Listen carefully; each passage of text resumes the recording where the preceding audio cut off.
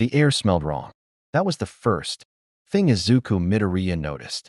When the blinding white light faded and the ground rushed up to meet him, not the impact, not the disorientation, not the chorus of his classmates, groaning and cursing around him in various states of sprawl across cracked earth and scorched grass. It was the smell, something ancient and resinous, like pine sap and wood smoke, and something else underneath it all, metallic and charged, the way the air smells after lightning splits a tree in half. It wasn't the air of their world. He knew that instantly, the way you know when you've walked into a room where something has gone terribly wrong before you can see what it is. Everyone's sound off. The voice belonged to Ida, already on his feet, visor cracked, engine exhaust ports on his calves spinning down from whatever reflexive burst had activated mid-fall. Tinya Ida, class representative. Crisis management instinct firing before the dust even settled. The responses came in fragments. Alive. Suyu Ajui, flat and certain. What the? Bakugo already standing. Palms crackling with small, agitated pops of nitroglycerin sweat. Eyes scanning the tree lean. With the focused aggression of someone who had decided the threat was external. And external only. I'm okay. Uraraka. Helping Hagakure locate herself by sound since no one could see her anyway. Present. Yaoyorozu. Hand already pressed to her collarbone, generating a small flashlight before the word had fully left her mouth. One by one, all 20 students of UA High's Class 1A accounted for themselves. Bumped, bruised, confused, but whole. Midoriya did a visual sweep the moment Yaoyorozu's light cut through the dusk, counting faces, checking for blood. Kaminari looked dazed. Minato was crying quietly, and no one was addressing it. Kirishima had hardened instinctively on impact and was now helping. Zero peel tape residue off the dirt. Shoto Todoroki stood slightly apart from the group. Left side steaming faintly, right side frost still melting from his knuckles. His expression doing that thing it did, when he was processing something calmly that would terrify anyone else. Where are we? Midoriya said aloud, though he wasn't sure he was asking anyone. The landscape answered before any of his classmates could. They stood at the edge of a wide clearing, the kind carved by violence rather than time. The trees at its border were old, but the earth at its center was new, recently turned, the soil a different color than what lay beneath the roots. Craters had been filled in. Scorch marks still darkened some of the stones. In the far distance, lit by the last red light of a setting sun, a massive stone monument rose from a cliff face, four enormous faces carved into rock, serene and ancient, overlooking a village, whose rooftops were a patchwork of rebuilt timber and older tile. It was beautiful. It was also completely, fundamentally, impossibly not their world. Okay, Bakugo said, his voice carrying the specific low register it only reached when he was genuinely unsettled, but refusing to show it. Okay, Deku, you do the thing where you mumble and figure stuff out. Do that. Now. Midoriya was already muttering, hands moving. The architecture, pre-industrial. But the monument suggests an organized governmental structure. There's a symbol on those buildings. Looks like a leaf, some kind of emblem. The clearing shows signs of massive recent combat. The soil displacement suggests multiple large-scale explosions or energy releases. The trees at the border are intact, which means whatever happened here was contained. Midoriya. Todoroki's voice, quiet. Someone's watching us. The clearing went still. Midoriya turned. At the tree lean, standing on a branch so naturally that he might have grown there, was a young man in an orange jacket that had seen better days, with sun-blonde hair and the most intensely blue eyes Midoriya had ever seen. He was maybe their age, maybe a year or two older, and he was staring at Class 1A with an expression caught somewhere between shock, curiosity, and the particular wariness of someone who had seen enough impossible things to know that impossible things could hurt you. He was also, Midoriya noted with a jolt, radiating something. Not a quirk. Not exactly. Nothing his senses could pin down as a specific ability. But there was a presence to him. A weight, the kind that certain people carried when they had been through something that reshaped them at the molecular level. Midoriya had felt something similar standing near All Might in his weakened state, the echo of something enormous. The blond boy dropped from the branch without a sound, landed in the dirt with easy practiced grace, and crossed his arms. "So," he said, and his voice was younger than his eyes. Direct and unguarded in a way that reminded Midoriya painfully of himself. "You guys just fall out of the sky, or?" "Technically, yes," Ida said, because Ida was Ida. The blonde boy blinked. Then, astonishingly, he laughed, a short, surprised sound, and some of the wariness dropped out of his posture. Okay, okay, I've seen weirder." He scratched the back of his head. "I'm Naruto. Naruto Uzumaki. You're outside Konoha, the Hidden Leaf Village." He paused, looked at the 20 uniformed teenagers staring at him, did some kind of rapid internal calculation. "You're not from any of the 5 nations, are you?" It wasn't really a question. "We're from Japan," Midoriya said carefully. "But I don't think it's the same Japan you know." Naruto absorbed this. His expression shifted through several things very quickly: concern, determination, and then something that looked almost like excitement. And Midoriya was struck by the sudden, irrational certainty that this person, this stranger in a destroyed orange jacket on the edge of a forest in a world that wasn't theirs, was going to help them. He didn't know why he was sure. He just was. If you want to see more characters cross into new universes, hit that subscribe button and drop the name of a character you'd want to see in the comments below. Let's get into this story. "All right," Naruto said, rolling up his sleeve to reveal a faded seal marking on his forearm. The ink old but deliberate. "I'm going to need to take you to the Hokage. Don't freak out." And he glanced at Bakugo's still sparking palms. "Maybe try not to explode anything on the way in." "No promises," Bakugo said. Kakashi Hitaki had survived more impossible things than most people could name. He had survived the Third Great Ninja War as a child soldier. He had survived the loss of his team, his sensei, his best friend. He had survived Obito, the Akatsuki, the Tsuchigumo clan's Kenjutsu, and a brief, deeply inconvenient stint as Hokage that he had accepted only because Tsunade threatened him with something he preferred not to think about. He had survived the Fourth Great Ninja War, which was less a war and more an apocalypse with paperwork afterward. He had survived Kage. He had not, in any of those experiences, encountered anything that made his Sharingan simply stop working. Not malfunction. Not get blocked. Stop. The way a compass stops near a magnetic anomaly. The needle spinning uselessly, finding no north. He was standing in the Hokage's administrative chamber. 20 foreign teenagers arranged, in a loose formation. Before him, with Naruto hovering, at the edge like an enthusiastic golden retriever who had found something fascinating in the yard. And every time Kakashi attempted to read the chakra signatures of their guests, he got nothing. Not suppressed signatures. Not masked ones. Nothing, in the specific way that a room contains. Nothing, when there was never anything in it to begin with. "They have no chakra," he said, keeping his voice in the register he used for delivering assessments, rather than reactions. "I know," Naruto said, with the energy of someone who had been waiting to watch this exact moment happen. "None of them. None of them." Kakashi looked at the group again. The silver-haired boy with mismatched eyes stood calmly, one hand in his pocket, radiating the specific stillness of someone trained to manage their own instincts under pressure. The green-haired boy in the front, their apparent spokesperson, was staring back at Kakashi with an expression of intense analytical focus, eyes moving between Kakashi's covered left eye and his visible right with the systematic observation of someone cataloging threat assessments. Professional, trained, young. They were all so young. "My name is Kakashi Hitaki," he said, acting liaison to the 6th Hokage. "You've already met Naruto." He let a beat pass. "I'd like to understand what you are before we discuss what happens next. Not what village you're from.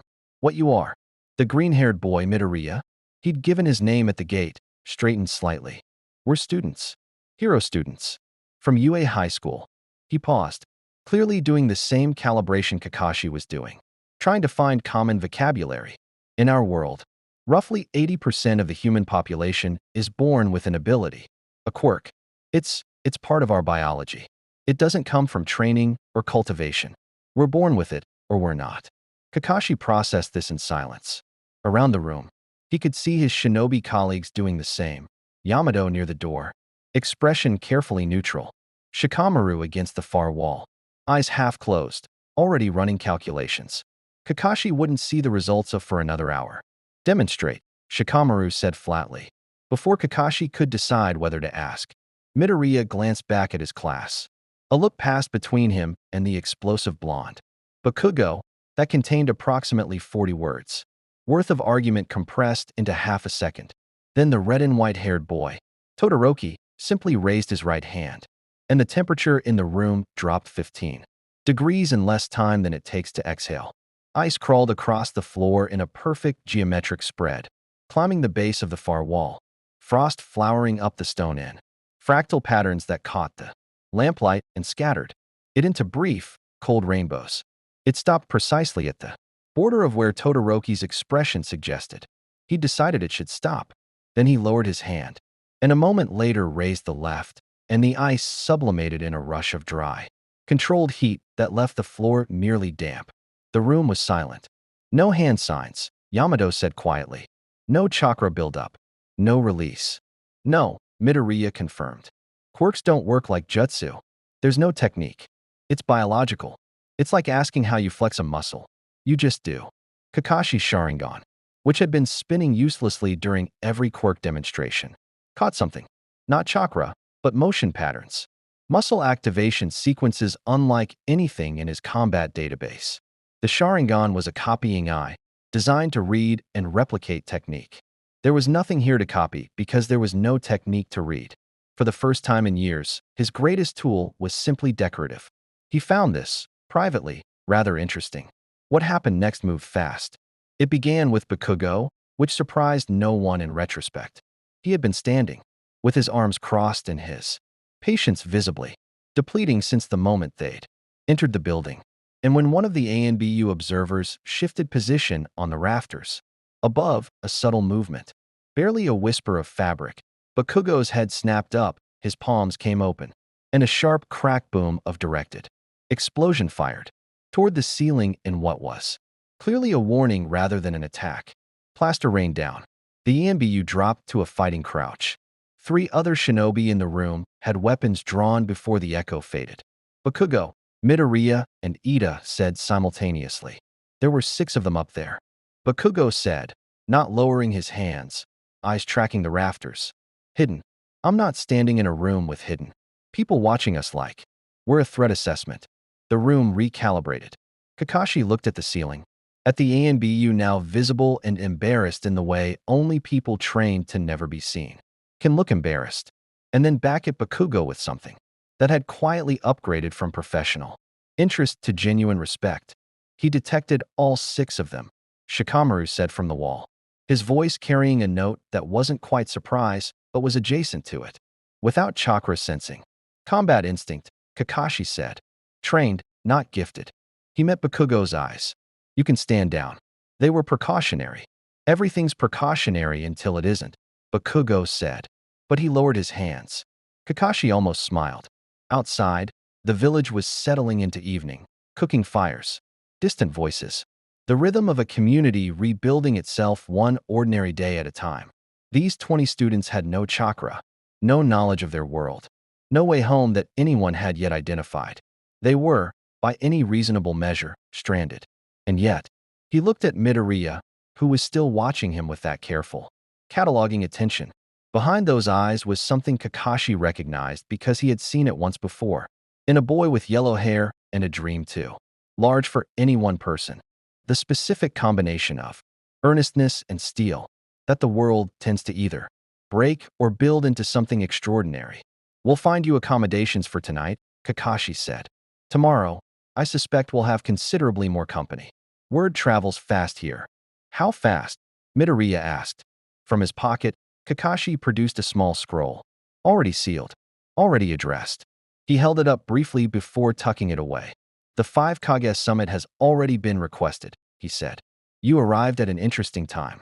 We have a habit of that, Ida said, with the gravity of someone delivering an institutional apology. The 5 Kage summit convened in 3 days. 3 days was, by the standards of post-war diplomacy, extraordinarily fast. It was also, by the standards of Class 1A's collective patience, an eternity. Midoriya spent most of it in the makeshift library that Konoha's archivists had grudgingly made available.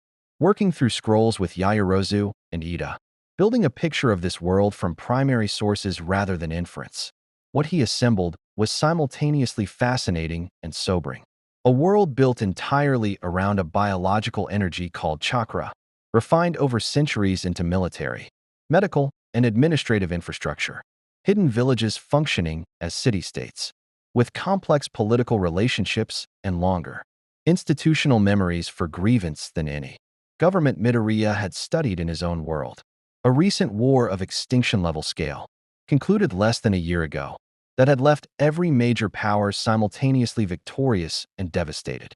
A world, in other words, that had just finished bleeding and hadn't yet decided if it was done. Naruto visited every day.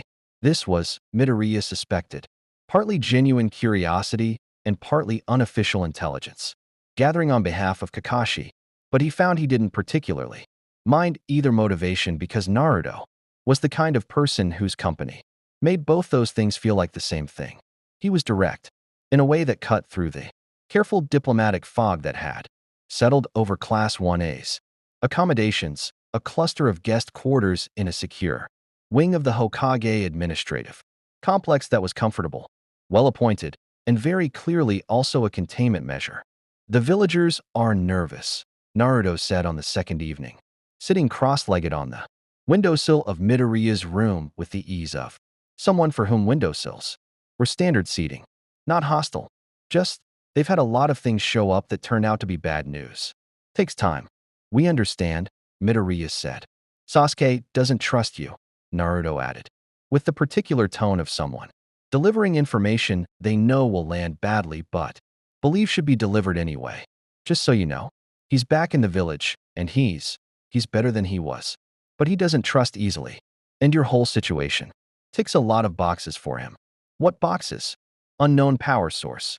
No traceable origin. Arrive near Konoha specifically. Naruto paused. Seemed too convenient. Midoriya absorbed this. Is he wrong to think that? Naruto looked at him for a long moment. No, he said. He's not. Being suspicious of convenient things kept him alive when being open didn't. I just think he's wrong about you. Specifically, he grinned, brief and bright. My read on people is pretty good. Mine too, Midoriya said. Usually, the summit was held in the Hokage Tower's formal chamber, a high-ceilinged room with 5 elevated seats arranged in a shallow arc, each bearing the insignia of its respective village. Midoriya had been briefed on the 5 Kage the night before by Shikamaru Nara, who delivered the briefing with the cadence of someone who found the requirement to explain obvious things mildly exhausting, but was too professional to show it fully. Kakashi, the 6th Hokage of the Hidden Leaf. A, the 4th Raikage of the Hidden Cloud. Gaara, the 5th Kazekage of the Hidden Sand. Tsunade, the 5th Hokage, present as senior counsel. Darui, representing Cloud's secondary interests. And others in attendance, Jonin advisors. Clan heads, intelligence chiefs, filling the chambers. Lower tiers with the specific energy of people who had fought a war together and were still working out whether that made them allies or merely co-survivors. Class 1A was not brought in as a group. Midoriya had expected that. What he hadn't expected was being separated entirely. Himself, Ida, Todoroki, Bakugo, and Yaoyorozu brought forward while the rest of the class remained in a secured waiting area under what was politely described as escort. Bakugo had expressed his opinion of this arrangement in 2 words that Ida immediately requested he not repeat in a diplomatic setting. They stood before the Ark of Kage, and Midoriya felt the full weight of the room pressed down, not maliciously, but with the particular gravity of people who had sent thousands of soldiers to die making decisions in rooms like this one. Gaara spoke first, which surprised him. The young Kazekage had a stillness that reminded Midoriya of Todoroki, the specific quiet of someone who had survived a version of themselves that could have destroyed everything around them. His eyes were ringed with dark circles that looked permanent rather than tired. We've reviewed Kakashi's assessment, Gaara said, and Shikamaru's analysis. The consensus is that you pose no immediate military threat. A pause. The disagreement is about what you do represent. A resource, A said bluntly from the cloud seat. The rakeage was a physical presence that dominated space the way terrain does. Not aggressively. Exactly, but undeniably. 20 individuals with combat-applicable abilities that don't deplete the way chakra does. In a post-war rebuilding period where every village has lost trained shinobi, that's not a neutral fact. They're students, Kakashi said, his voice carrying the gentle firmness of someone correcting a navigational error before it becomes a crash. Not assets. Everything is an asset or a liability. He said. That's not cynicism. That's how villages survive. Midoriya kept his face neutral and his eyes moving, cataloging. Gaara was watching him specifically, with that measuring attention. Tsunade was watching Yaoyorozu, who had quietly generated a notepad and was taking detailed notes, which had prompted a brief ripple of reaction through the room that settled into something between amusement and unease. Shikamaru, standing below the arc, had his eyes closed and his fingers steepled, which Naruto had told Midoriya meant he was thinking hardest. We want to go home, Midoriya said, when the pause extended far enough to become his turn. That's our primary objective. We're not here to interfere with your politics or your recovery. We're students. We were in the middle of a training exercise when whatever happened. He let that sit for a moment. But we understand that our presence here creates complications. Regardless of our intentions, we're willing to cooperate with any investigation into how we arrived and how we might return. We'd ask in exchange that our classmates be treated as guests rather than detainees. The room absorbed this. Reasonable, Gaara said. Too reasonable, they said. People who want nothing are either lying or don't know what they have yet. Or they're telling the truth, Naruto said from the back of the room, where he had positioned himself with the studied casualness of someone who had very deliberately chosen a spot where he could speak without being formally recognized. Several of the senior advisors looked pained. Kakashi did not look at all surprised. A turned to look at him with the expression of a man who had made peace with a particular recurring inconvenience. They're telling the truth, Naruto continued, moving forward without invitation. Because Naruto did not operate on invitation. I've spent 3 days with them. They're scared, they're trained, and they're trying to hold it together. Because their teacher isn't here, and they're doing it anyway. That's not a cover story. That's just people. The chamber was quiet. Then Tsunade, who had been silent through the entire proceeding, set down her sake cup with a decisive click and said, "House them properly. Assign Jonin liaisons. Start working on the dimensional question with our best Fuinjutsu specialists." She looked at A with the particular expression of someone who has been doing this longer than everyone else in the room combined. And stop calling children assets. We just finished a war. Let's not start the piece by repeating its mistakes. The training ground was Naruto's idea. He had proposed it the morning after the summit with the logic that 20 people sitting in guest quarters worrying about interdimensional displacement and Kumo intelligence operatives was a worse outcome than 20 people burning off. Anxiety in a controlled environment where Konoha's Jonin could observe their capabilities without it feeling like surveillance. It was, Shikamaru told Kakashi privately, actually a sophisticated political maneuver dressed up as athletic enthusiasm, which meant Naruto was developing faster than either of them had expected or would admit out loud. Training Ground 3 was wide enough to accommodate everyone and had the additional benefit of being the ground where Team 7 had first assembled as a unit. A detail that meant nothing to Class 1A and everything to Naruto, who had chosen it with a sentimentality he would have denied if asked. The morning was clear and cold, frost still on the grass. The kind of early autumn air that made everything feel sharp and consequential. What happened over the following 3 hours was less a training session and more a collision of two entirely different understandings of what power was. It began with Naruto and Bakugo, because of course it did. They had been circling each other since the moment in the clearing. Not with hostility exactly. The dynamic was more complicated than that. The specific friction that occurs when two people recognize something in each other that they haven't finished, making peace within themselves. Naruto suggested a spar. Bakugo agreed before the sentence was finished. Midoriya positioned himself at a careful distance and began muttering. Naruto opened with a standard taijutsu sequence, clean, efficient, the kind of movement that communicated years of drilling. So deep the technique had become reflex. Bakugo read it coming, slipped the first strike by a margin that was either excellent instinct or arrogance, and fired a medium-yield explosion directly into Naruto's center mass. Naruto went backward 15 feet, hit the ground, bounced once, and was upright before the smoke cleared. A beat. Okay, Naruto said, sounding genuinely pleased. Okay, that was good. He made a hand sign. Bakugo had never seen, and the training ground suddenly contained 100. Naruto's, every shadow clone radiating the same presence as the original. None of them distinguishable by any visual metric. Bakugo's eyes moved across them with rapid, systematic precision. Then he smiled, not warmly. Thermal variance, he said quietly to himself, barely audible. The copies read different. He raised both palms, aimed not at the mass of clones, but at 3 specific positions in the formation, and fired 3 precisely calibrated bursts in sequence. The 3 real Narutos he'd generated. Clones to conceal that he'd made multiple. Originals dispersed in smoke. The remaining clones vanished a half-second later. Silence on the training ground. He reads heat signatures through his palms, Naruto said, reappearing behind.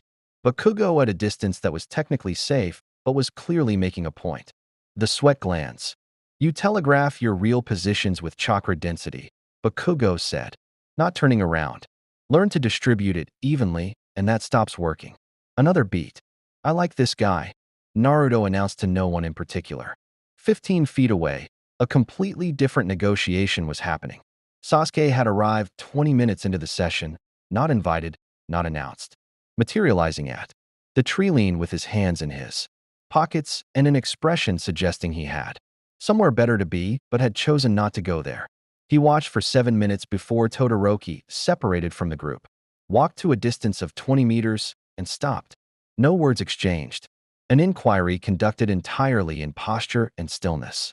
Sasuke came off the trilene. What followed was not a spar in any conventional sense.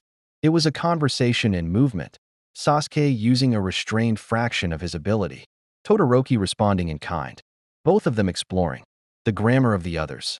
Power without committing to confrontation. Sasuke's Sharingan activated after the first exchange, spinning, reading, finding nothing it could copy but cataloging everything it could observe. Todoroki noted the eye change with the same expression he used for interesting weather. I spread. Sasuke moved through it with a substitution that left a log frozen in his place. Fire bloomed on Todoroki's left side. Controlled, a question rather than an attack. Sasuke answered with a small Chidori that he ran. Along the frost on the ground rather. Then at Todoroki directly, letting it arc up in a crackling display that lit the morning air blue-white. Todoroki looked at it. Then he did something Sasuke hadn't expected. He matched it. Left side heat conducting through the frost in the same pattern. The two energies meeting in the middle and producing a pillar of steam that rose 30 feet and dispersed into the cold air. They stood on either side of it. Your fire comes from your body, Sasuke said. First words. Yes, Todoroki said. Your ice too. Yes. Sasuke was quiet for a moment. My fire is external. Chakra shaped into phenomenon. Yours is internal. Phenomenon shaped by will. He paused. Different. Different, Todoroki agreed. They stood in the steam for another moment. And then Sasuke turned and walked back toward the trilene. Not dismissively. The way you walk away from a conversation that has reached a natural end rather than an interruption. Midoriya had been watching both exchanges simultaneously. Notebook open, writing faster than was probably healthy. It was Sakura who found him. She had been working with the medical corps at the edge of the ground, and now she sat beside him in the grass with the ease of someone who had spent years operating adjacent to people who processed the world through observation. You're mapping them, she said, looking at his notes. Everyone, he confirmed, not defensive about it. Powers, instincts, combat philosophy. How they move when they think no one's watching. It's habit. Sakura looked at the notes, detailed, coded, cross-referenced. Then she looked at Midoriya with an expression he couldn't fully read. In this world, she said carefully, that kind of intelligence gathering has a name, and people who do it well end up with very complicated lives. Midoriya lowered his pen. In our world too, he said. She nodded. And for a moment, they watched Naruto and Bakugo run their fifth exchange, neither of them willing to concede anything, both of them grinning with the specific joy of people who have finally found someone worth competing against. He's good for Naruto, Sakura said quietly. Naruto gets better when someone refuses to let him be the strongest person in the room. Midoriya watched Bakugo fire three simultaneous explosions in directions that shouldn't have been geometrically possible and said, Bakugo gets better when someone makes him earn it. A comfortable silence. Then, at the edge of the training ground, a leaf fell from a tree at the wrong angle. Just slightly wrong. The kind of wrong that means the air has been disturbed by something that was trying very hard not to disturb it. Midoriya was on his feet before he had consciously decided to stand, one for all, stirring at 5% through his legs, his eyes moving to the tree lean with the focused urgency of someone whose instincts had just delivered a message. His brain was still processing. Sakura was already moving, hand signals sent, two ENBU appearing from nowhere. But the tree lean was empty. Whatever had been there was already gone. The first student went missing at dawn. Toru Hagakure, invisible, perpetually cheerful, the kind of person whose absence takes longer to register because her presence was always more heard than seen. She had been assigned quarters in the east wing of the provisional housing block, a converted administrative building 2 streets from the Hokage Tower. Her roommate, Mina Ishido, woke at first, light to find the bed across from hers neatly made in, the way that means someone made it, deliberately rather than slept in it. Hagakure's uniform folded on the chair, and no sound of movement in the attached bathroom. Mina spent 4 minutes being certain before she started screaming. The response was immediate and coordinated. Ida, organizing a room-by-room headcount of all 20 students in under 3 minutes. Yaoyorozu, generating a communication array from her collarbone to relay information across the building. Konoha's ENBU sealing the district perimeter. By the time Kakashi arrived, still adjusting his vest, the situation was already contained in the sense that everyone who should be somewhere was somewhere, except Hagakure, who was nowhere, which for an invisible person created a search problem of almost philosophical dimensions. She doesn't leave footprints unless she chooses to, Midoriya told Kakashi, forcing his voice to stay operational rather than frightened. And she's not choosing to right now, which means either she can't or she doesn't want us to find her the fast way. Or she's not the one choosing, Kakashi said. The silence that followed. That sentence was the kind that changes the shape of a situation. Naruto arrived 4 minutes later, still pulling his jacket on, and the expression on his face when Kakashi briefed him in 12 words was the expression of someone for whom this pattern, someone taken in the night by people who understood the value of what couldn't be easily seen, was not new. Kumo, he said, flat, certain. We don't know that yet, Shikamaru said from the doorway, his voice careful in the way it got when he was managing his own conclusions to avoid acting on them prematurely. I know that, Naruto said, not angry. Worse, certain with the weight of history behind it. Shikamaru held his gaze for 3 seconds, then looked away. I'll have a team on the East Gate records within the hour. What the records showed, 40 minutes later, was nothing. No gate activity. No chakra signatures entering or leaving. No disturbance in the ANBU patrol rotation. Whatever had taken Hagakure, if taken was even the right word, if she had been taken rather than lured, which was a distinction that mattered, had moved through Konoha's security infrastructure without touching it, which meant either someone with intimate knowledge of the patrol patterns or someone who had been in the village long enough to learn them. Naruto had said 2 days ago that Kumo already had people in the village. Midoriya stood in Hagakure's empty room and looked at the neatly folded uniform and felt something cold settle into his chest that had nothing to do with the morning air. She would have fought, Uraraka said from behind him, her voice doing the thing voices do when they're being held very carefully together. Toru would have fought. She's not. She doesn't just go quietly. I know, Midoriya said. So either they took her before she could react, which means they knew where she was, and they moved fast, or they convinced her to go. Midoriya finished. Uraraka went quiet. They both knew which option was more disturbing. The investigation split into 3 parallel tracks that Shikamaru ran with the efficiency of someone who had spent the war years. learning to manage catastrophe as an administrative function. The first track was physical. Yimbu teams working outward from the housing block in expanding search patterns, looking for any trace, any disturbance in the dust, any window left fractionally more open than it should be. The second track was intelligence, Ibiki Marino, whose reputation Naruto had conveyed in 3 words and a meaningful look, quietly interviewing every foreign national currently in the village under the pretense of a routine security update. The third track was the one that worried Midoriya most, Shikamaru himself, alone in a room with a map and 3 days of accumulated information about the summit's attendees, running the kind of analysis that didn't get shared until it was finished because sharing it halfway was more dangerous than not sharing it at all. Class 1A was confined to the housing block while the investigation ran. This lasted approximately 90 minutes before Bakugo made it a theoretical confinement.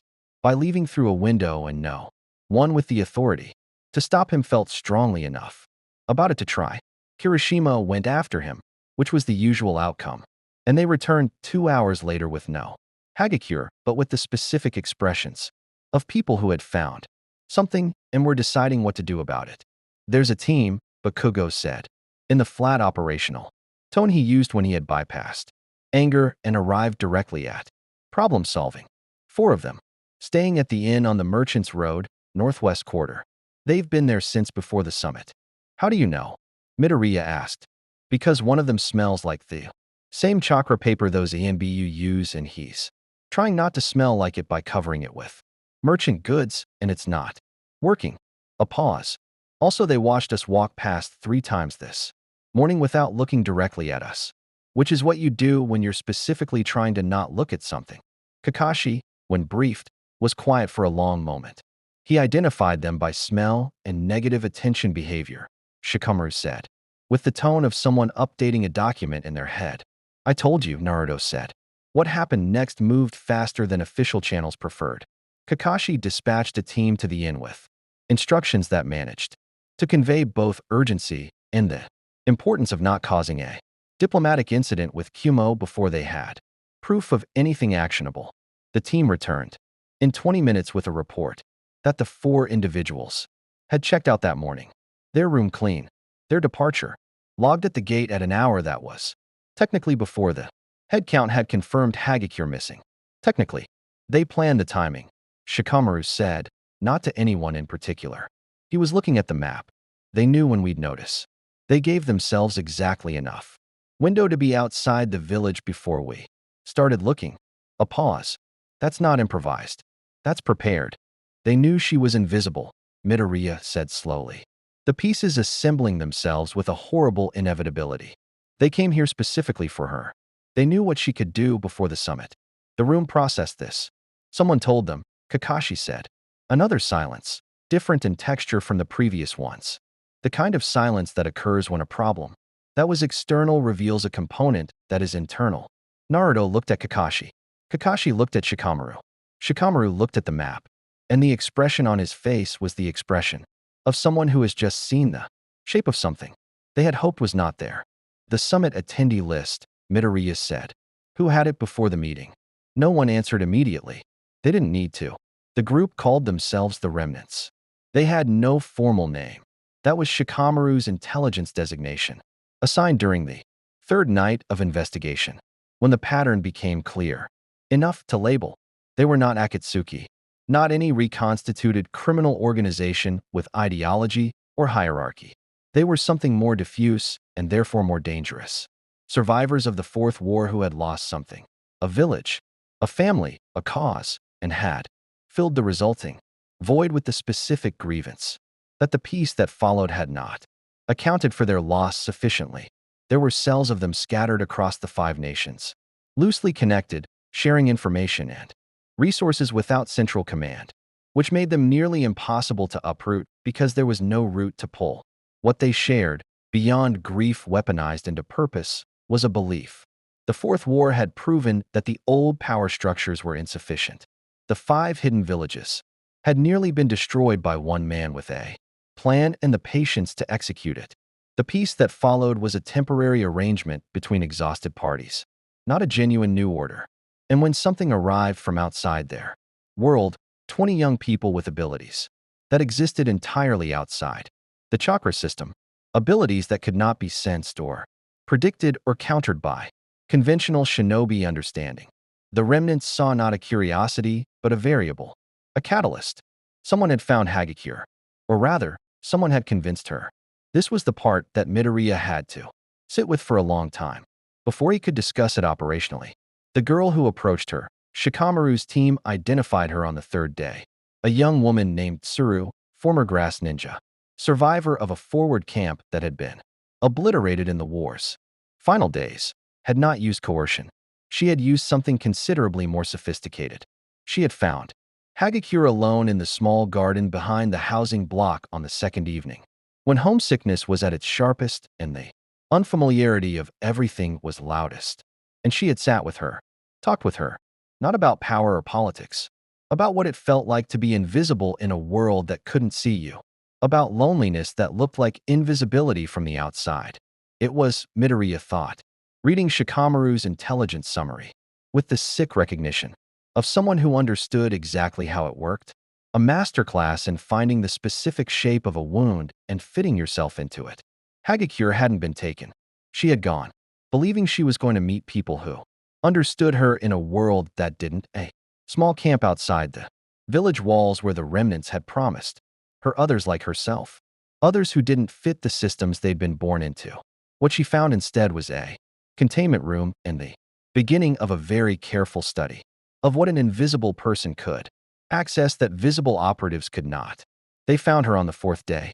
It was Naruto who located the camp, moving alone through the forest, outside the village in a way that Kakashi had technically prohibited and practically enabled by not asking too many questions about Naruto's morning schedule. He found her not through the camp's location, which the remnants had chosen well, but through the signature of distress that he described afterward as a feeling rather than a technique, the same attunement to others' pain that had, on larger scales, allowed him to sense the war's emotional geography. He brought her back before dawn, walking beside her rather than in front, not talking, letting her set the pace. She was unharmed physically. She was quiet in the way that means something is being processed that hasn't finished processing yet. The debrief happened in Kakashi's office with a smaller group than usual.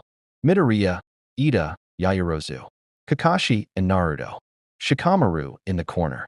Hagakure sat in the center, still invisible, her presence indicated by the cup of tea that floated and tilted and was occasionally set down with slightly more force than necessary. I knew something was wrong when she stopped asking questions, Hagakure said. Her voice was steady. She had made a decision about how she was going to carry this, and she was carrying it. Tsuru asked me a lot of questions at first. What could I touch when I was invisible? Could I speak without being heard? Could I carry objects? And then she stopped asking and started listening very carefully to my answers. And I realized the questions weren't about understanding me. They were about understanding what I could do. What did you tell them? Shikamaru asked. Not unkindly. Practically everything I would have told anyone, she said. I didn't know I was being debriefed. A silence. You weren't supposed to know, Kakashi said. That's the technique. What Shikamaru's analysis produced over the following hours was a picture that went considerably beyond one missing student. The remnants had been watching Class 1A since the clearing, since before the summit, since before any official awareness of their arrival. Someone had passed information about the students' specific abilities to remnant contacts within hours of the first assessment session in Kakashi's office, which meant the leak was either from the Hokage's immediate circle or from the summit's administrative process. The second implication was more immediately operational. The remnants were not attempting to restart the war through military action. They were attempting to demonstrate to all 5 villages simultaneously that the current peace was structurally vulnerable, that 20 foreign students could arrive without warning, move freely through Konoha's security, and have one of their number removed from under ANBU observation without a single alarm triggering. This was the demonstration, not an attack, a proof of concept. They want the villages to distrust each other, Yaoyorozu said, following the logic with the precision she applied to everything. They want the villages to distrust each other specifically over us, Midoriya said. Over what you represent, Shikamaru corrected. Power that no one controls. Power that exists outside every agreement, every treaty, every balance the peace was built on. He paused. You're not the threat they're using. You're the mirror they're holding up. Naruto had been quiet through most of this. Now he looked at Midoriya with an expression that carried the weight of someone who had spent years being used as a symbol of hope, of fear, of whatever the observer needed him to represent, and had complicated feelings about it. So what do we do? Uraraka asked from the doorway, where she had been standing since the debrief began. Arms crossed, jaw set with the particular determination of someone who has processed their fear and is now on the other side of it. Shikamaru looked at the map. The map showed the 5 nations, the known remnant cell locations, the routes between them, and 20 small markers clustered at Konoha representing people who had become, without choosing it, the axis around which a new conflict was attempting to form. We need to find their network before they find a reason to activate it, he said.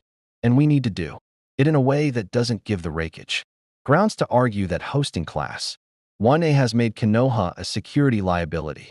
Doing both of those simultaneously, Ida said carefully, seems structurally difficult. Most things worth doing are, Kakashi said. Outside, the village was moving through its morning routines, the market opening, children heading toward the academy, the distant sound of construction on the sections of wall still being rebuilt. Ordinary, deliberately, defiantly ordinary. The specific ordinariness of a community that had survived catastrophe and chosen to continue. Midoriya looked at Hagekure's floating teacup. I want to help find them, Hagekure said quietly. Not because I'm angry. A pause. Well, not only because I'm angry. Naruto looked at her for a moment. Then he smiled. Not the performance of optimism he sometimes wore, but the real version, smaller and more certain. Yeah, he said. I think you should. The exercise was Kakashi's idea, framed as a training, demonstration, but understood by everyone in the room as something more deliberate than that. He proposed it the morning after Hagekure's return, in the context of a broader security strategy meeting that Shikamaru had organized with the efficiency of someone who had decided that the best response to a destabilization attempt was visible, documented competence. The 5 Kage had requested updated capability assessments of Class 1A. Following the security breach, the Raikage request had been worded with the specific diplomatic sharpness that meant it was simultaneously a demand and a reminder that Kumo's interest in the students had not diminished simply because their first extraction attempt had failed. Kakashi's response was to schedule a formal assessment session and invite all 5 villages to send observers. The subtext, which Shikamaru appreciated and the Raikage almost certainly understood and resented, was, you want to know what they can do? Watch them operate openly rather than taking them in the night. The assessment took place on the largest of Konoha's training grounds, a wide field bordered by the forest on 3 sides and an observation platform on the 4th. The platform held an unusual collection of people, Jonin observers from each village, several members of the Konoha Intelligence Division, Sakura representing the Medical Corps, and Sasuke, who had arrived again, without announcement, and positioned himself at the far end of the platform in a way that made it clear he was present as an individual, rather than a representative of anything. What happened over the following? For hours rewrote every preliminary assessment anyone on that platform had made. It began with the students Kakashi had assessed as tactically straightforward. Ida, whose engine quirk produced speed in straight-line bursts that any sensor-equipped Jonin could theoretically anticipate. 2 Konoha Chunin ran a pursuit exercise against him across a marked course. The first Chunin used a substitution jutsu to predict Ida's trajectory and position himself ahead of it. Ida read the substitution happening mid-stride, the fractional displacement of air, the shift in the Chunin's weight, distribution in the half-second, before the technique activated and changed direction in a way that his body type and evident momentum should have made physically impossible. The Chunin ended up behind him. Recipro burst, Ida explained afterward, to no one in particular, with the earnest precision of someone who assumes technical transparency is always appropriate. The engines have variable output modes. The standard burst is predictable. The extended burst is not. The Jonin observers wrote things down. Yayarose's assessment produced a longer silence. She was given a sealed room in 30 minutes and emerged with a functioning communications array, a structural reinforcement, frame for a damaged section of the observation platform's railing that 3 people had been carefully not leaning on, and a small portable water filtration system that she presented to one of the grass village observers who had mentioned offhandedly that their village's wells were still contaminated from a wartime chemical attack. She had made it from the calcium in 2 broken roof tiles and a copper fitting. She had asked permission to borrow from the maintenance shed. She generates matter from her body, Shikamaru said, very quietly, beside Kakashi. Not from chakra, from her own cellular lipid composition. Yes, Kakashi said. The strategic implications of that are. Yes, Kakashi said again. The exchange that produced the longest silence on the observation platform was not a demonstration of destructive capacity, which was everyone's anticipating concern, but a demonstration of something quieter and therefore more unsettling. Shoji extended 2 of his dupli arms into sensory configuration and walked a slow perimeter of the training ground, narrating in a calm, continuous stream everything he detected: sound signatures, air pressure variations, the specific resonance of a cloaked Yimbiyu operative Kakashi had stationed in the forest as a control variable that he had not told anyone else about. The AMBU in question deactivated his concealment and stepped out looking mildly philosophical about it. He hears chakra as sound, the San Jonin observer said, not quite a question. He hears everything as sound, Midoriya said. He just processes it faster than most. But the assessments, pivot point, the moment that changed the room's collective understanding of what Class 1A represented, not as a collection of individual abilities, but as a unit, was the final exercise. Kakashi had requested it specifically, and had not briefed the students on its parameters, which was a deliberate choice whose purpose became clear. Approximately 90 seconds into the exercise, he sent an 8 Jonin, not to injure, to overwhelm tactically, the standard suppression formation used for containing high-value targets. The technique employed when the goal is immobilization rather than engagement. 8 elite Jonin against 20 students, with the instruction to reach and tag the student, designated as the primary target, before the class could regroup and protect them. The designated target was Midoriya, announced 30 seconds before the Jonin moved. What followed was not a defensive formation.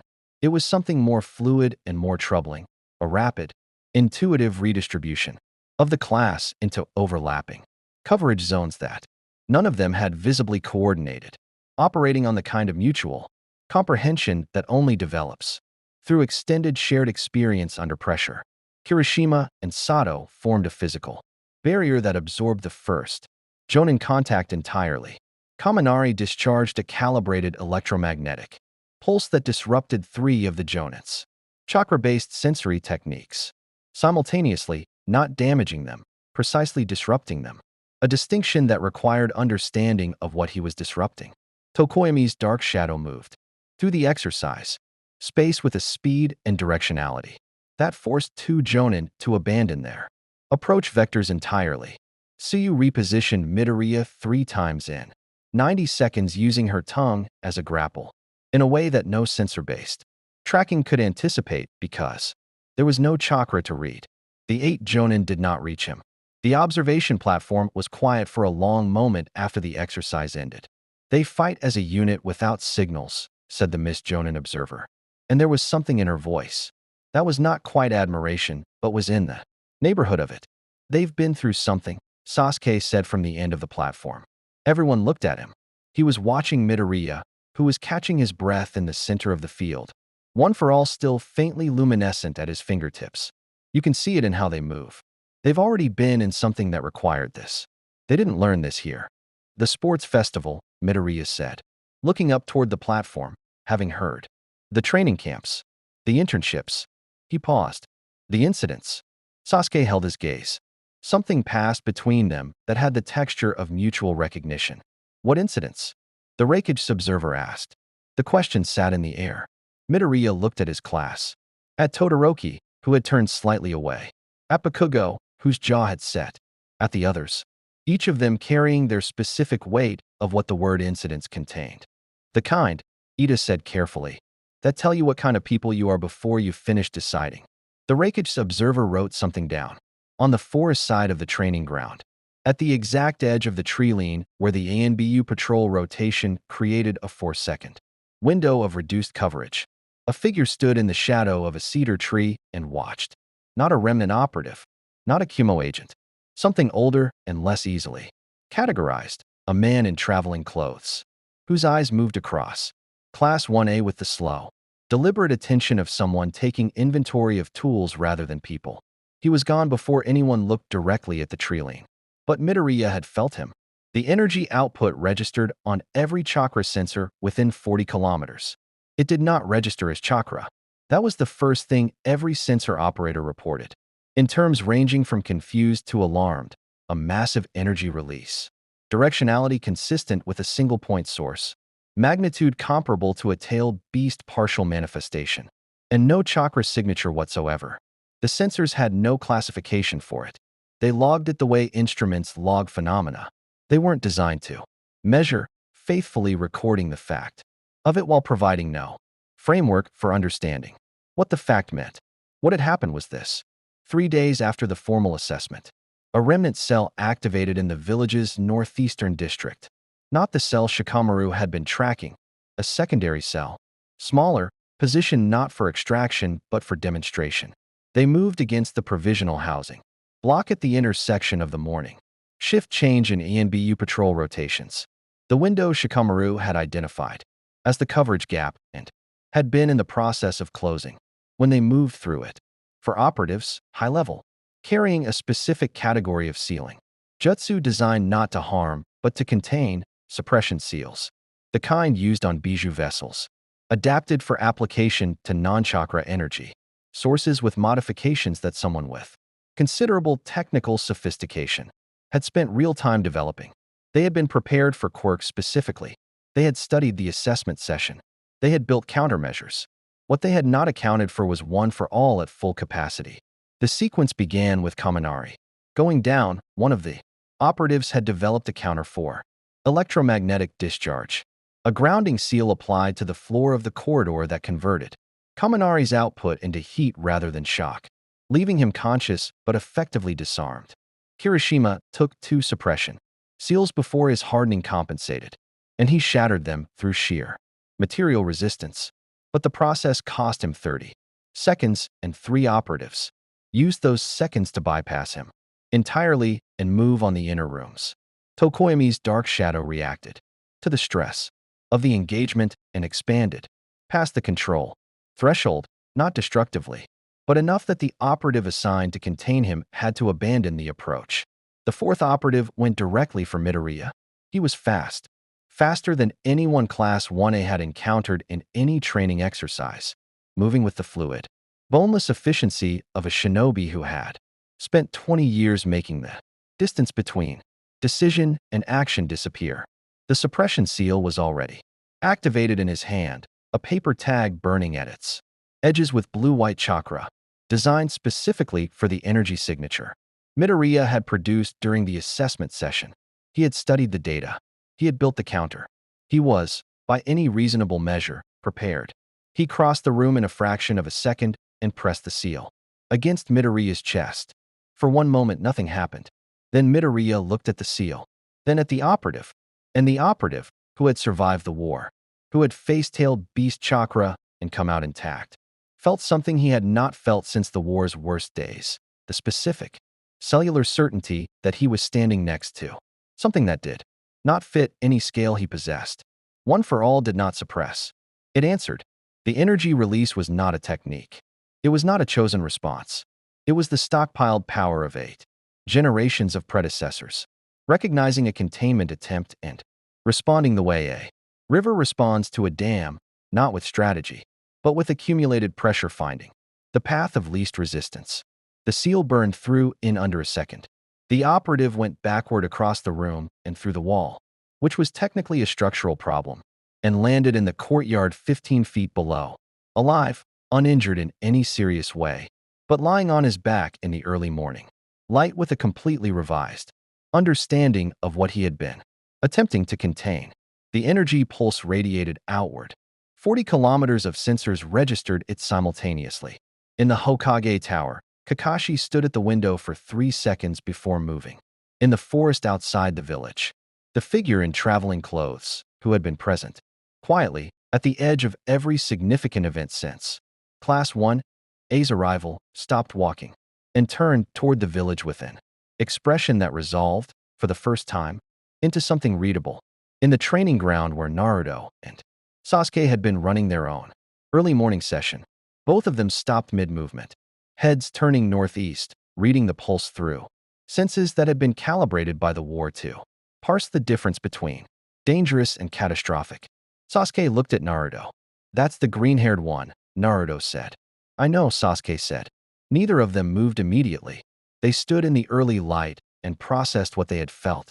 And the processing took longer than it should have for two people who had felt Kage's chakra and survived it, which was itself a piece of information. The aftermath assembled quickly. The remnant operatives were in custody within 12 minutes, 3 of them intact, the 4th requiring medical attention for injuries that Tsunade's apprentice addressed. With brisk competence and minimal sympathy, Shikamaru arrived at the housing block and conducted a rapid damage assessment that was simultaneously a structural survey and a political calculation. The wall would need to be rebuilt. The gap in patrol rotation that had been exploited would be closed.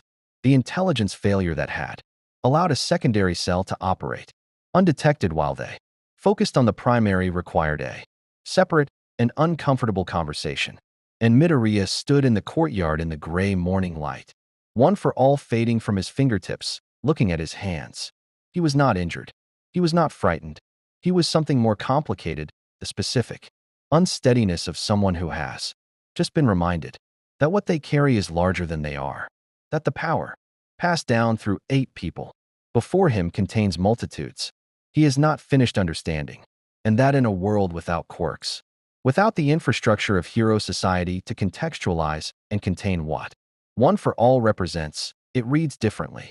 It reads the way power reads when there is no established category for it. Kakashi arrived and stood beside him without speaking for a moment.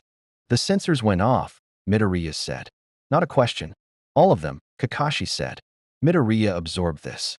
"In our world," he said quietly, "there are systems, classifications, hero rankings, quirk registries, regulatory frameworks.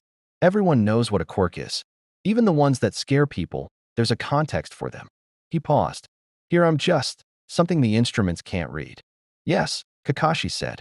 "That's what they're afraid of. That's what everyone is afraid of," Kakashi said, "including the people who want to use it." He let a beat pass. "The man at the tree leaned during the assessment. We identified him last night." Midoriya looked up. "His name is Jinsui. Former root operative. Danzo's program. You don't need the history, just the philosophy. He believes power unaffiliated with a village structure is inherently destabilizing and should be either controlled or eliminated." Kakashi's voice remained level. "He's been the remnant's technical advisor. The suppression seals were his design. He built a counter for one for all," Midoriya said slowly, "based on the assessment data, which means the leak is confirmed. Someone in the summit's administrative chain fed him the data." Kakashi paused. "And it means he's been watching you specifically since the assessment. Not the class. You."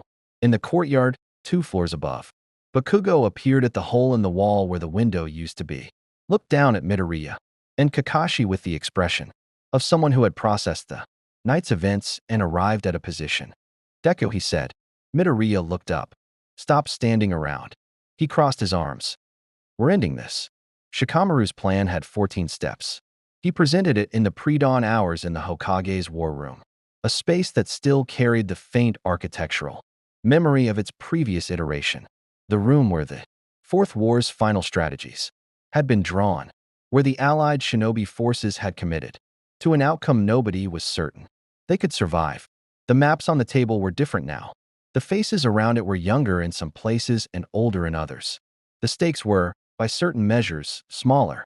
By others, they were exactly the same. The difference between a piece that held and a piece that didn't. The 14 steps were elegant in the way. Shikamaru's plans were always elegant: minimum force, maximum leverage, each action creating the conditions for the next rather than operating independently. The core insight was that Gensue's network was not a military structure and could not be dismantled by military action without producing exactly the disruption the remnants wanted to demonstrate. An overt operation against them would read to the 5 Kage's observers as Konoha, conducting military activities in response to a security situation caused by hosting Class 1A, confirming the Raikage's position that their presence was a liability. The only viable approach was one that resolved the situation in a way that made Konoha's judgment look sound rather than reactive. Step 1 was Hagakure. She had spent 3 days after her return quiet in the specific way of someone rebuilding the architecture of their own confidence, methodically, without drawing attention to the process. When Shikamaru approached her with the operational role she would play in the plan's first phase, she listened without expression, asked 4 precise questions that told him she had already thought through most of the implications, and said yes before he finished the sentence. She walked into Gensue's network invisible and left the same way. What she carried out was not stolen documents or extracted intelligence, but something more precise: the specific knowledge of which 3 individuals in the network were not true believers but pragmatists who had attached themselves to the remnants for protection rather than ideology, and who could be separated from it if the separation was made to look more survivable than continued affiliation. She had learned to listen to the difference between conviction and self-preservation during 3 days in a remnant camp, and she applied that learning with a methodical clarity that made Shikamaru quietly update every assessment he had made about invisible people being primarily useful for reconnaissance. Steps 2 through 6 ran simultaneously and required a coordination between Class 1A and Konoha's Jonin teams that had not existed 8 days ago and existed now because 8 days of shared training ground and genuine crisis had built something that formal alliance structures take years to produce. Ida and a 3-person Jonin team sealed the remnant's eastern supply route using a combination of engine-powered rapid repositioning and shadow clone dispersal that covered ground in a pattern no conventional pursuit formation could have managed. Yaoyorozu generated comm disruption equipment on-site that Konoha's tech division had requested, and their own manufacturing infrastructure would have taken a week to produce. Tokoyami's Dark Shadow, operating at the edge of its range in the pre-dawn darkness where it was strongest, created a perimeter effect around the remnants' secondary staging area that their chakra sensing operatives read as an environmental anomaly rather than a tactical deployment, because it wasn't chakra, and their instruments had the same classification problem the village sensors had. Steps 7 through 10 were Naruto's. He moved through the network's outer layers not as an operative, but as himself, which was, Shikamaru had concluded after considerable analysis, the most tactically sound choice available. Naruto Uzumaki walking toward you openly, without concealment, without aggression, was a more effective deterrent than any assault formation because everyone in the 5 nations knew what walking away from that conversation had cost people who had tried it. 3 of the network's peripheral cells stood down without engagement. The 4th required a conversation that lasted 11 minutes and ended with a former grass chunin sitting on a log in the forest crying in the specific way of someone who had been carrying something alone for too long and had been given, unexpectedly, permission to put it down. Naruto sat with him for another 20 minutes. He didn't report this part to Shikamaru. Shikamaru knew anyway and said nothing. Step 11 was where the plan nearly broke. Jinsui himself had anticipated an operation. He was too experienced not to. The signs of coordinated movement through his network would have registered even without the chakra sensing that had been partially disrupted. What he did in response was not retreat, but escalate, which was the contingency Shikamaru had rated as least likely, because it was the response that served Gensue's interests least, and which turned out to be the response Jinsui chose because the man had passed through a threshold where self-interest was no longer his Primary operating principle. He activated the suppression seal array, not the single seal version deployed against Midoriya in the housing block. The complete version, 12 seals positioned across the village perimeter during the preceding days by operatives moving in the coverage gaps that had been identified and not yet fully closed, designed to trigger simultaneously and create a suppression field covering the entire village that would neutralize every non-chakra energy source within its boundary. Every quirk, all 20, simultaneously. The array activated at dawn. For 6 seconds, it worked. Midoriya felt it as a weight, sudden, total, the specific sensation of reaching for something that had always been there and finding absence. Around him, he heard the sounds of his classmates registering the same thing. A collective intake of breath. The sound of people who have never experienced powerlessness, encountering it for the first time. Kirishima's hardening dropped. Bakugo's palms went quiet.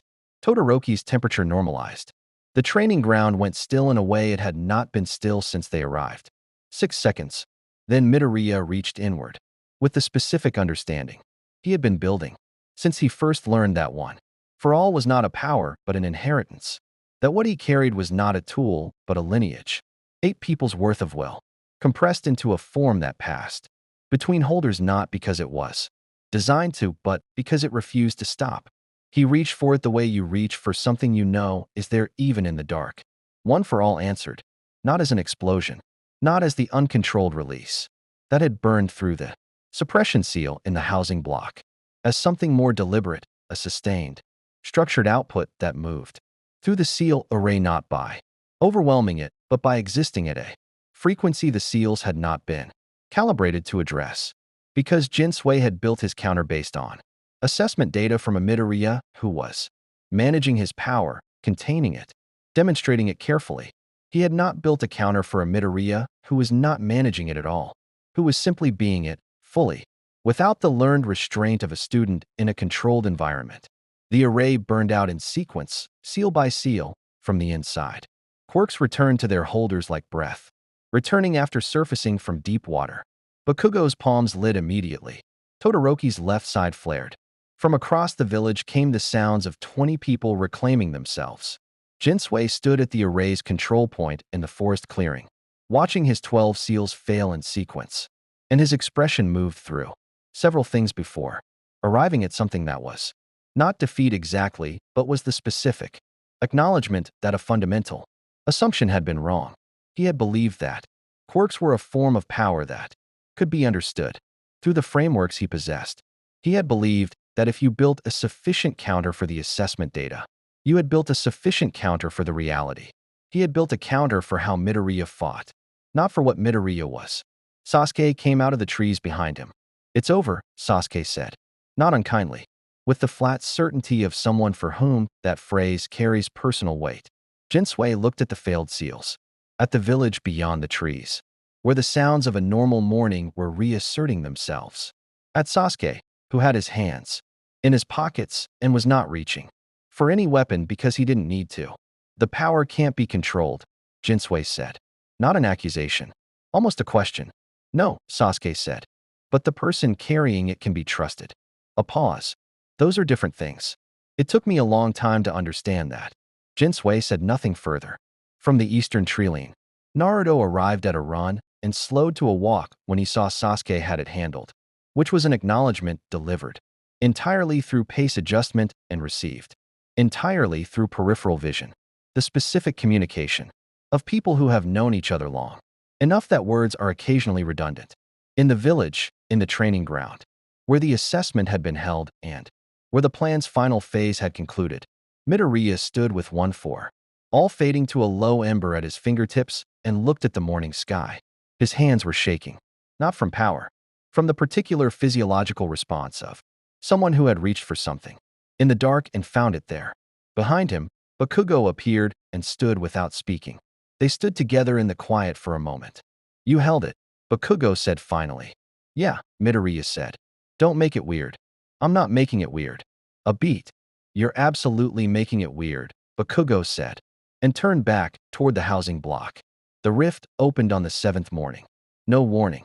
No theoretical framework that Konoha's Sensor teams or class. 1. A zone understanding of the incident could have used to predict it. One moment the sky above the training ground was clear autumn blue, and the next it contained a tear, approximately 8 meters wide, that hummed with the specific frequency Midoriya had come to associate with the moment of their arrival. The sound of the universe making an exception. It hung in the air at a height of roughly 15 meters, edges rippling with the slow, patient rhythm of something that had been building pressure for 7 days and had finally found its release point. Everyone felt it differently. Uraraka felt it as recognition, the cellular certainty of something that belonged to her reaching back through the distance. Ida felt it as obligation, the weight of a responsibility that had been suspended for 7 days reactivating. Tokoyami felt it as the specific pull of something familiar against the unfamiliarity that had become, quietly, a kind of home. Bakugo looked at it with his arms crossed and his jaw set and said nothing, which was its own kind of feeling. Midoriya felt it as a question. The gathering at the training ground happened without coordination. Class 1A drawn to the rift by instinct. Konoha's Jonin drawn by sensor alerts. Naruto arriving first among the shinobi with Sasuke 2 steps behind him in the formation. They always assumed without discussing it. Kakashi came last and stood at the edge of the group with his hands in his pockets, reading the situation with the practiced stillness of someone who had learned to let moments complete themselves before acting on them. The rift held stable, for now, or as stable as a dimensional tear could be, which was a stability measured in minutes rather than indefinitely. How long? Midoriya asked Kakashi. Kakashi looked at the sensor readings being relayed by 2 Chunin with measuring equipment. Best estimate, 2 hours before the energy differential equalizes and it closes. If it closes without you going through it, he paused. We don't know when another one opens. If another one opens.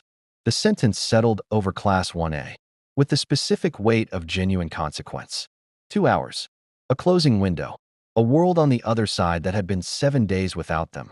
7 days in which UA had conducted a search, in which their families had been notified of their disappearance, in which the Hero Society infrastructure had mobilized with the specific urgent machinery that activates when 20 student heroes vanish without explanation.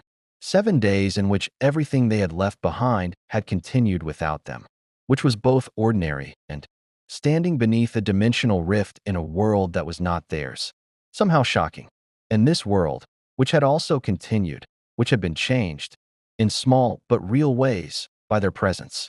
The conversation that followed was not a single conversation but 20 simultaneous ones, conducted in the compressed, urgent register of people who have limited time to say things that have been accumulating for 7 days. Uraraka and Sakura exchanged contact information that would work across exactly zero-dimensional boundaries, and both of them knew it, and neither of them acknowledged it, because acknowledging it would have made it worse. Ida and Shikamaru had a 12-minute discussion about organizational theory and crisis management structure that both of them would have described, if asked, as extremely productive. Kaminari discovered that he and one of the younger Chunin had independently developed very similar theories about the relationship between electrical discharge and atmospheric pressure, and spent 40 minutes in animated technical discussion that required no shared language of training or culture. Kirishima and a Konoha genin named Tintin stood near the equipment racks and talked about what it meant to work hard at something that didn't come naturally to you. The specific discipline of choosing effort over talent. And the conversation was quiet and real and left both of them standing slightly taller when it ended. Bakugo stood apart from all of it, which was consistent with his nature, and watched the rift. Naruto found him there. They stood side by side in silence for a while, which was not comfortable exactly, but was the kind of silence that 2 people who have spent a week testing each other's limits can share without it being strange. You're stronger than you let yourself show, Naruto said. Bakugo was quiet for a moment. You're more strategic than you let people think. Another silence. You're going to be great, Naruto said. Simply, without performance. Bakugo's jaw worked. His palms produced 2 small, unconscious pops of nitroglycerin.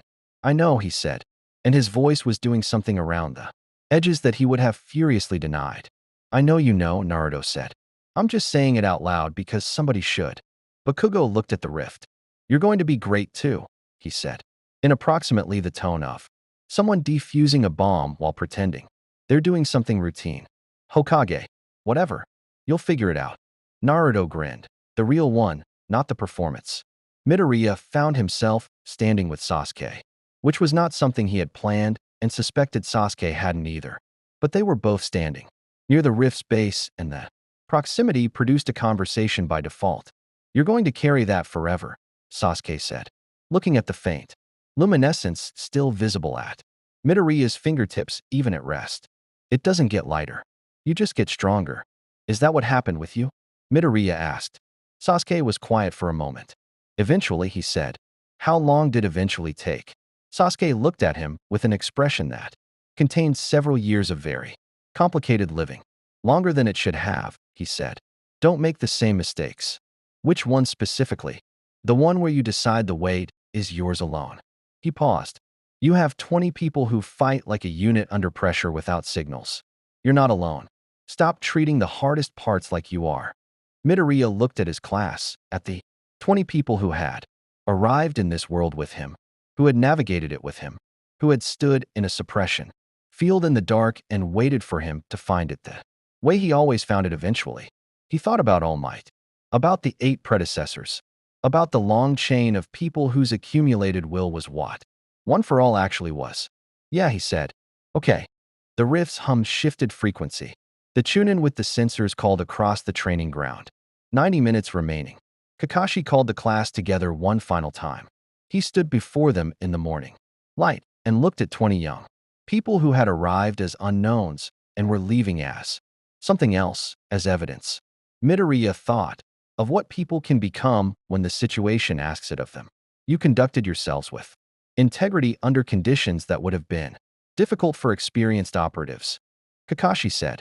The deliberate understatement of it landed exactly right. Konoha is grateful. I am grateful. A pause.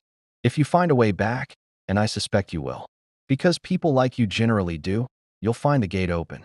We'll find a way, Ida said, with the certainty of a class representative who has never met a logistical problem he didn't eventually solve. The departure was not dramatic. It was the specific quietness of endings that have been understood and accepted. 20 students forming up at the rift's base. Equipment checked, wounds dressed. The accumulated weight of 7 days carried in their posture and their expressions. The village had come out, quietly, to the training ground's edges. Jonin, Chunin, Genin, civilians who had heard about the strangers with impossible abilities and had formed their own opinions over the course of a week. Not a crowd exactly. A presence. Naruto stood at the front of it, hands in his pockets, doing the thing he did where his presence was larger than his physical dimensions. Midoriya turned at the rift's edge. Thank you, he said, to Naruto specifically, and to all of it generally. Naruto raised one hand. Not a wave, something more deliberate. You already know what to do, he said. You just have to keep doing it. Midoriya turned back to the rift. One for All moved through him like a steady current, warm and certain. He stepped through. The others followed, one by one, until the training ground held only the sound of the rift closing behind them, a long, diminishing hum that faded to silence, and left the morning exactly as it had been before they came, except for the frost patterns still visible on the eastern wall, and the communications array. Yaoyorozu had left because it still worked and someone might need it, and the quiet way that 20 people's worth of proof that power could be carried with integrity had settled into a world that needed reminding of it. The rift closed at 7:43 in the morning, Konoha Standard Time. Naruto stood in the empty training ground for a while afterward. Then he turned toward the village and walked back the way he'd come. In the end, Class 1A did not save the Naruto world. They were not there long enough for salvation, only long enough to matter, which is sometimes more important. They arrived without warning, into a world rebuilding itself from catastrophe and found, unexpectedly, that the work of rebuilding looks the same in every universe. Patient, imperfect, and sustained by people who refuse to stop.